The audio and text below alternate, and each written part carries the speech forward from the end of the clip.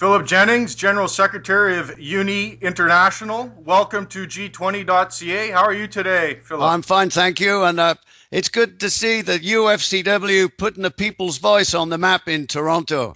This is not just an event for presidents and ministers and big bankers and other guys who are abusing the system. It's important that the people's voice is heard. Well done, UFCW, for giving me this chance to speak about our work globally and about how we're trying to change this world where we all live and work.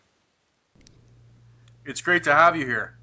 I'm just wondering first, Philip, if you could tell us what UNI is and what role it plays in the lives of workers around the world. UNI Global Union is the world's largest network of trade unions. UNI Global Union brings together more than 20 million organized workers from 1,000 trade unions in 150 countries. The world of business is globalized. G20 is globalizing the world of government, and it's important that the workers are equally having a global voice with a global structure. My job is to get people organized nationally, to give them a voice globally, and to ensure that their concerns and the way that they want to change the world is articulated. We're based here in Switzerland. We have a presence in Africa, in Asia and Pacific, in the Americas and Europe. We're organizing in the services sector where the UFCW is. It is no longer enough for a national union to stick to its national boundaries. The world economy has changed in our lifetimes, and therefore it is a time. You have big horizons in Canada, but you've got to look beyond Canada, beyond the shores of Canada. That's what business is doing. That's what government is doing.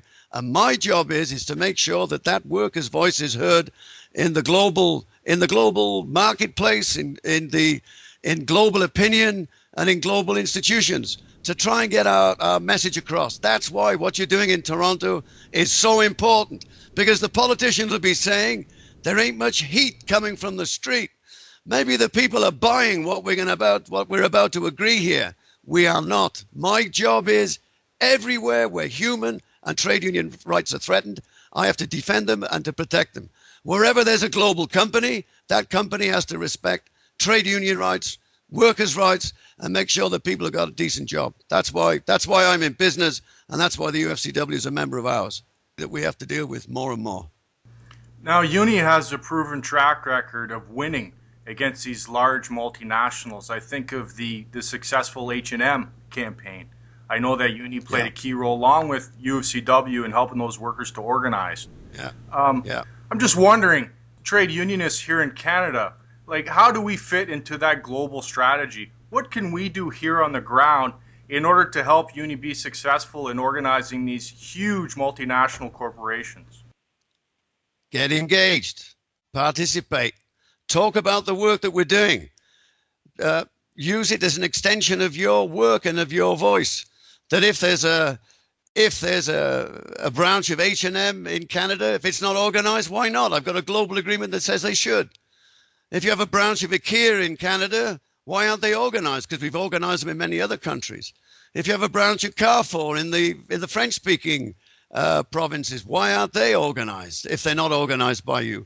So the idea is that we need to join those voices with the voices of unions in other countries. So the first thing you have to do, you talk about us, you promote us, and you open the door to inform your membership that there's a world out there and that there's a world structure out there that can help them. We need their voices when we have campaigns, whether it's fighting child labor for more equality or whether we're taking on a particular multinational company. We need the active engagement. We're a union network. You have your social networking. We are the union network, and we want to make it open and participative for them as well. Get engaged, get involved, and realize that the work that we do is an extension of what you're doing back home. I wonder, Philip, if you could sum it up in a nutshell, why it's so important for workers to win this fight against the Walmarts of the world.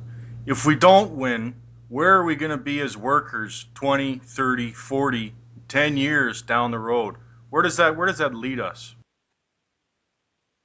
We're fighting for our lives. We're fighting for a cause. We're fighting for the futures of our nations. We're fighting for our democracy. If you eliminate the trade union movement, if you Walmartize workers in the sense that they've done it in Canada and the United States of America. You're chipping away at human rights. You're chipping away at democratic institutions.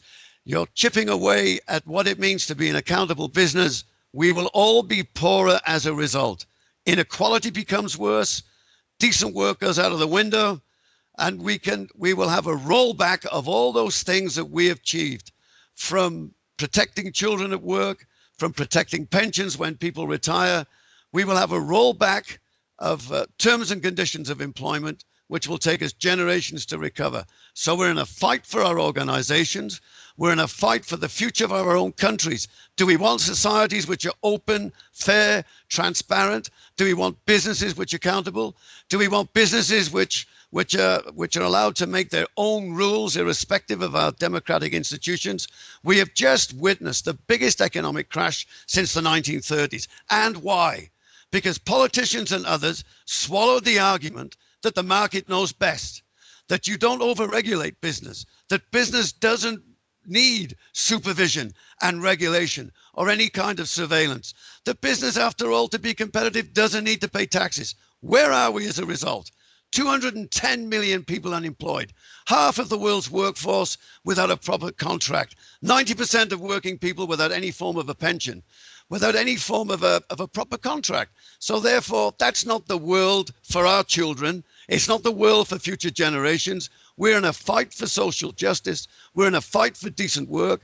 We're in a fight for a better life for all our workers. We're not going to have a better planet. We're not going to have a greener planet if we leave all this to business and their political friends.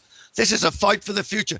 This matters. And it's fallen on us, this generation, to take a stand. Canada, UFCW, join us in taking that stand. Philip Jennings, well said as always. Thank you for joining us at G20 News. Thank you.